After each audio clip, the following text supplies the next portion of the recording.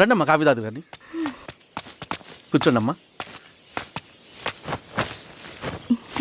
ఏంటి స్వామి ఇతను? చాలా మంచోడమ్మా, మెగాస్టార్ సినిమాలు చూసిన వాళ్ళు అయిపోతాడు. స్వామి అమ్మా ఈ కాఫీ నేను ఎక్కడో తాగాను. మేడంకి స్పెషల్ కాఫీయా? ఏయ్, కూర్చో. పద మేడం మందులు రాసుకో చూచి. Thank you. పద కూర్చో.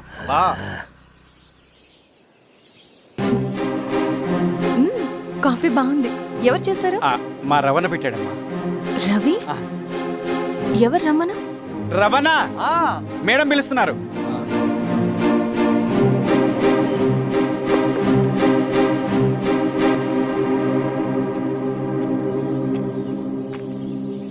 ఇతనే రవణ. శిరీష మీరా? రవి నువ్వేంటి ఇక్కడ? కాఫీ బాగుందా? చాలా. అది కాదు రవి, నువ్వు ఇక్కడ. ఈ హోటల్ మనోల్దే. మన ఫ్రెండ్స్ అందరు బాగున్నారా? చాలా బాగున్నారు. అవును మీరేంటి? ఏమైంది అన్నా అన్నా ఏమైందన్నా? అన్నా లే అన్నా. స్వామి త్వరగా కారుతా. జాగ్రత్త అన్నా త్వరగా పట్టింది అన్నా. అన్నా త్వరగా పోనీ.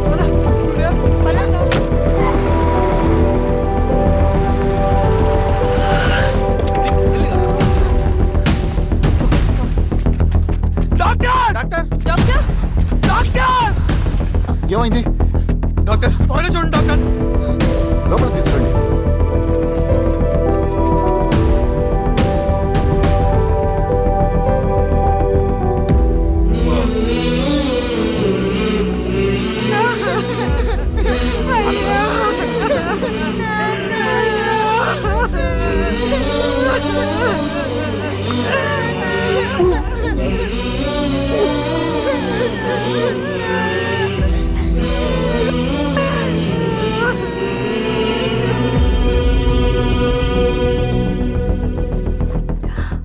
ఎలా ఉంది డాక్టర్? డాక్టర్ చనిపోయాడమ్మా.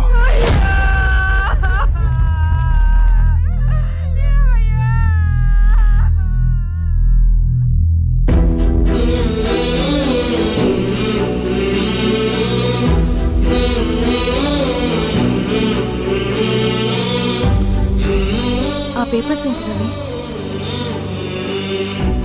అతని భూమికి సంబంధించిన పేపర్స్.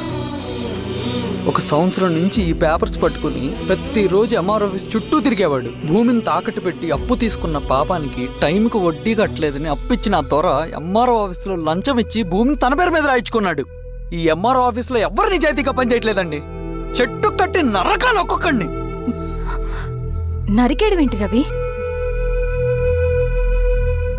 నువ్వు కాగితం మీద ఒక బొమ్మ గీస్తావు, ఒక చోట సరిగ్గా రాదు, ఏం చేస్తావు?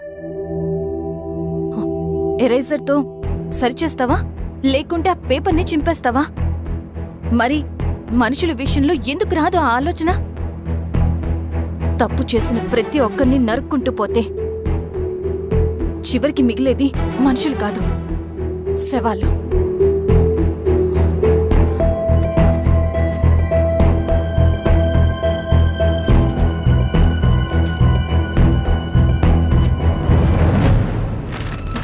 పదరవి రా.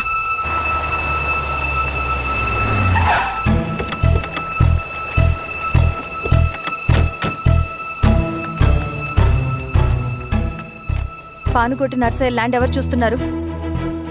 మీరెవరు? ఇదిగోండి అప్లికేషన్. ఇది డిస్ప్యూట్ ల్యాండ్, ఎవడేం చేయలేడు.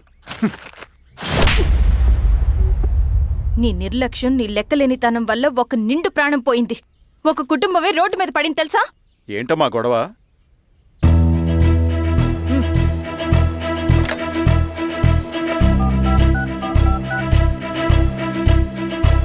Hello sir.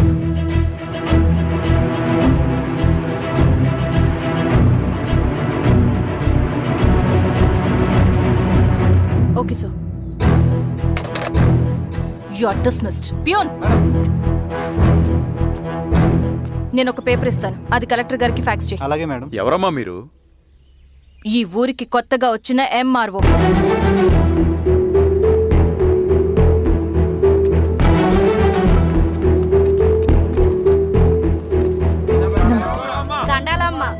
మీ పరిస్థితులు నాకు తెలుసు. పని చేస్తేనే మీకు పూట గడుస్తుంది. పనులు మానుకుని మీరు ఈ ఆఫీస్ చుట్టూ తిరగాల్సిన అవసరం లేదు. మరి ఎట్టాగమ్మా? నేనే మీ ఊరొస్తాను. ఆ రోజు అరగంట వీలు చూసుకుంటే చాలు, మీ పని పూర్తయిపోతుంది. దండాలమ్మా.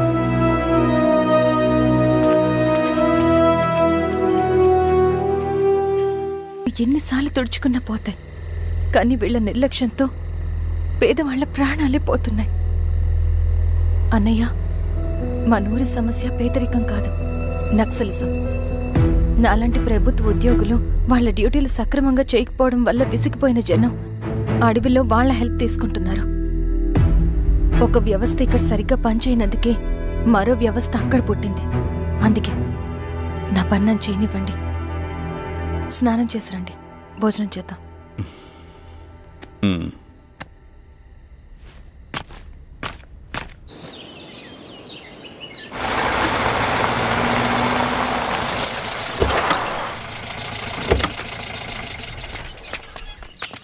నమస్కారం అమ్మా. నమస్తే. ఇలా రండి. మీ ఊరు నుంచి కొందరు ఎంఆర్ఓ ఆఫీస్లో అప్లికేషన్స్ ఇచ్చారు. తను వాళ్ళ పేర్లు చెప్తారు, వాళ్ళని పిలవండి. అలాగే మేడం. వెళ్ళండి. Madam, coffee. నువ్వెప్పుడు వచ్చావు రవి? మీరు గంటకోసారి కాఫీ కావాలంటారు కదా, మాటి మాటికి వెళ్ళి రావడం ఎందుకని వచ్చేసా.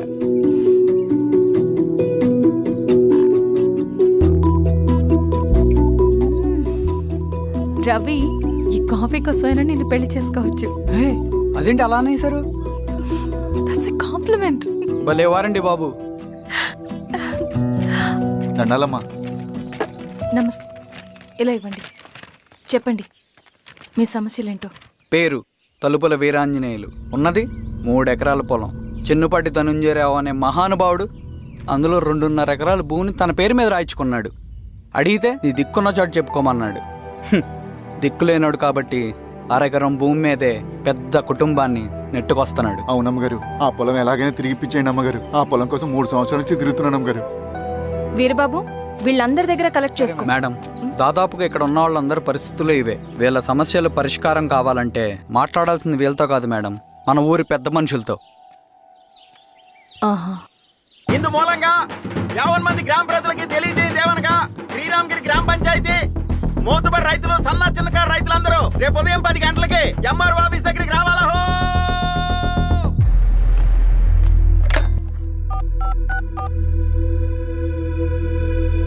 హలో, ఎవరు?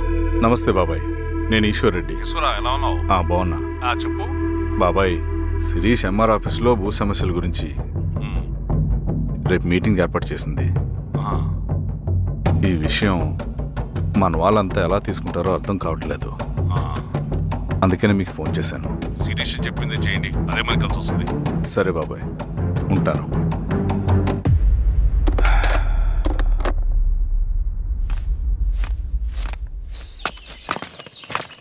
నమస్తే మేడం. నమస్తే అమ్మా. కూర్చోండి.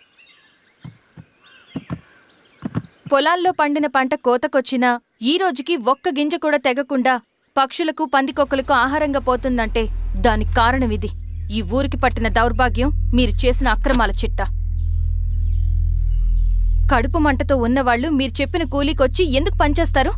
దౌర్జన్యాలు చేసి దిక్కున్న చోట చెప్పుకోమన్నారు. ఇప్పుడు అడవే వాళ్ళకి దిక్కైంది. అది ఎవరి తప్పు? మొత్తం 100 ఎకరాల పైచిలుకు భూమి వాళ్ల దగ్గర దౌర్జన్యంగా లాక్కుని ఇన్ని సంవత్సరాలుగా మీరు అనుభవిస్తూ ఉన్నది. మీ అంతట మీరుగా తిరిగిచ్చేస్తారా, లేదా చట్టం ఎలా పనిచేస్తుందో మీకు చేసి చూపించమంటారా? అలా చేయండి మేడం. నువ్వు ఆగవే నరసింహులు. ఏం చేయాలో మా ఎంఆర్ఓ గారికి బాగా తెలుసు.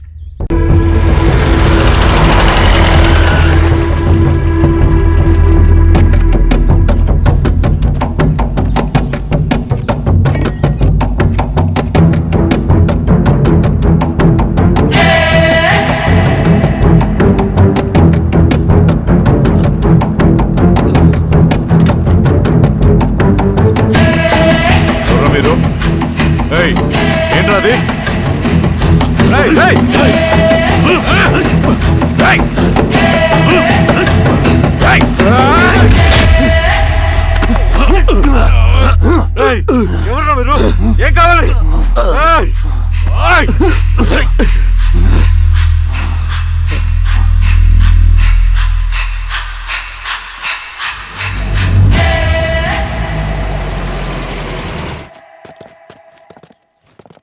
సార్ మన పోలీస్ టీం అడవంతా జల్లెడ పడుతున్నారు సార్.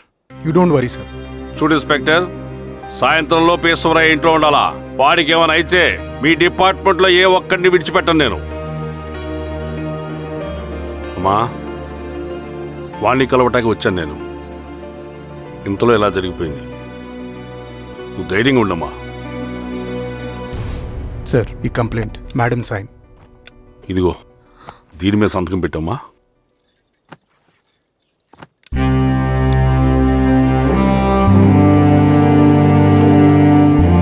వెళ్ళండి, ముందెళ్ళి అబ్బని చూడండి. సార్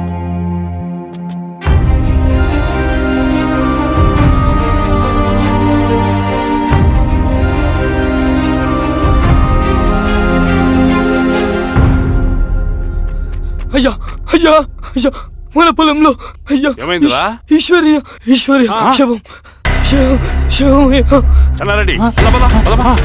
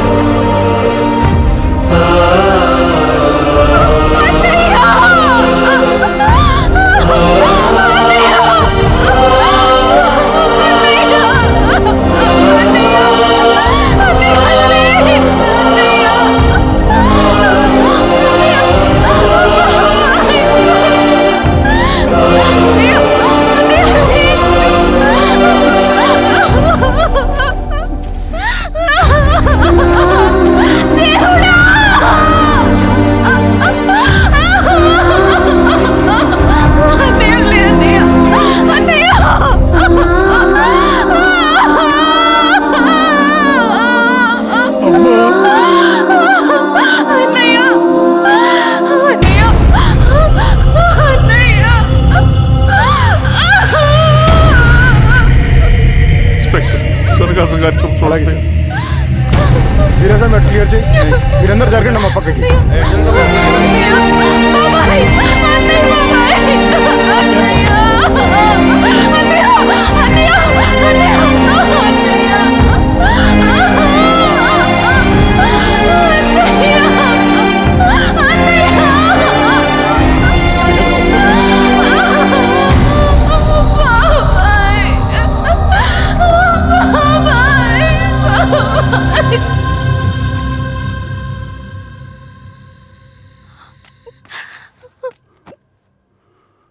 ఊరుకో అమ్మా, ఊరుకో.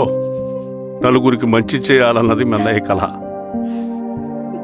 అలాంటి వాడిని పొట్టన పెట్టుకున్నారు. ఆ కళ మధ్యలో ఆగిపోకూడదమ్మా. ఇందులో సంతకం పెట్టు. బాబాయ్, మీ అన్నయ్య ఆత్మ శాంతించాలంటే నువ్వు ఈ పని చేయక తప్పదమ్మా. కానీ బాబాయ్, నేను ఈ పరిస్థితుల్లో. అమ్మా, పరిస్థితులు చక్కబడాలంటే మనం పవర్లో ఉండాలి. ఇదిగో నువ్వు పెట్టిన ఒక్క సంతకం చాలా మంది జీవితాలు మార్చింది. నువ్వు పెట్టబోయే ఈ సంతకం ప్రజాస్వామ్యాన్ని బతికిస్తుంది. పెట్టమ్మా.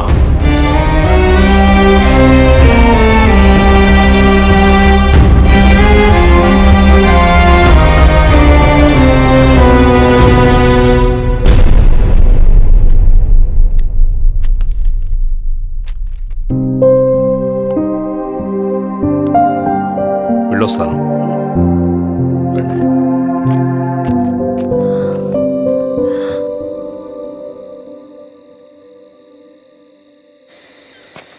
లాల్ సలాం కామ్రేడ్. లాల్ సలాం. వినపాక మండలం జెడ్పీటీసీ అభ్యర్థిగా శిరీషారెడ్డి. రవిని పిలిపించు. లాల్ సలాం కామ్రేడ్. లాల్ సలాం. ఎంఆర్ఓ శిరీష ఈ ఎలక్షన్ నుంచి తప్పుకోవాలి. ఏం చేయమంటావు అన్నా? శిరీషాని ప్రజాకోర్టులో హాజరుపరచాలి. అది నువ్వే చేయాలి. అన్నా, ఎక్కడికి పోతున్నాం మనం? సమసమాజ స్థాపన వైపుకు.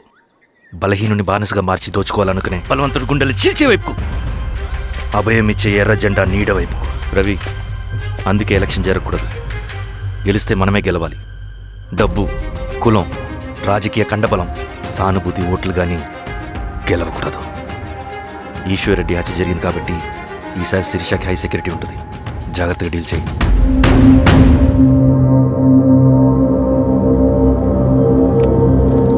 ఇక్కడ విప్లవ లక్ష్యాలకే తప్ప ఎమోషన్కి చోట్లేదు రవి. హత్యకి గురైన నరసింహులకు 2 పసిబిడ్డలున్నారు. అలాంటి ఎందరో పసిబిడ్డల భవిష్యత్తు కోసం మనం ఇచ్చేసినాం రవి. రవి, సెకండ్ వరల్డ్ వార్లో జర్మన్ సైన్యం స్టాలిన్ కొడుకుని బంధించింది. తమ జనరల్స్ని వదిలిపెడితే గాని నీ కొడుకును వదిలిపెట్టమని బేరం పెట్టింది.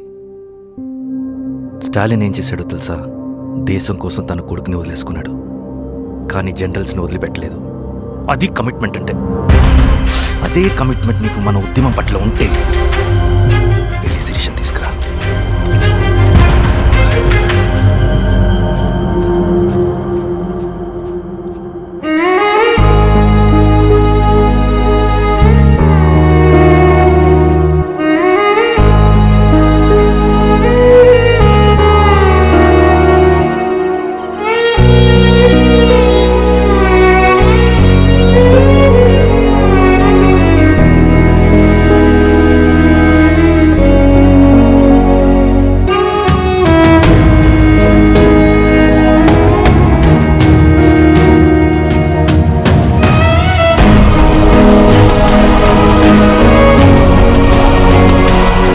అదే కమిట్మెంట్ నీకు మన ఉద్యమం పట్ల ఉంటే వెళ్ళి శిరీషను తీసుకురా.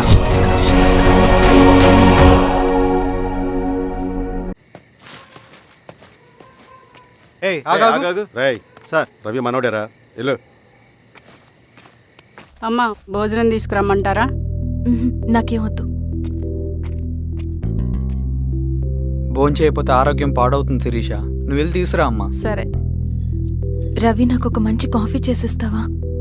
తలనొప్పిగా ఉంది. చేసిస్తా కానీ తర్వాత నువ్వు భోంచేయాలి.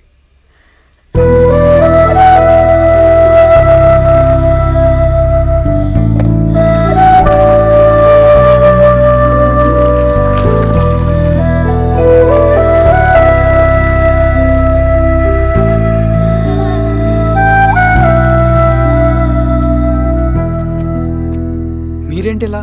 మంచినీళ్ళ కోసం వస్తున్నాను. ఓ, లోపల ఉన్నాయి, పదండి.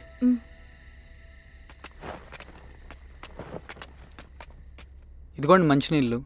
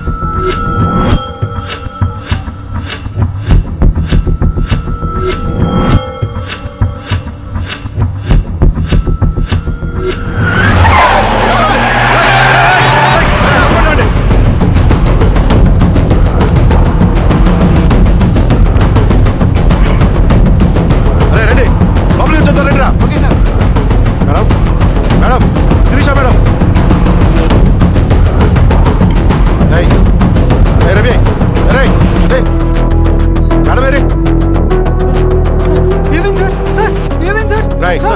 సార్ ఏమైంది సార్? సార్ ఏమైంది సార్? సార్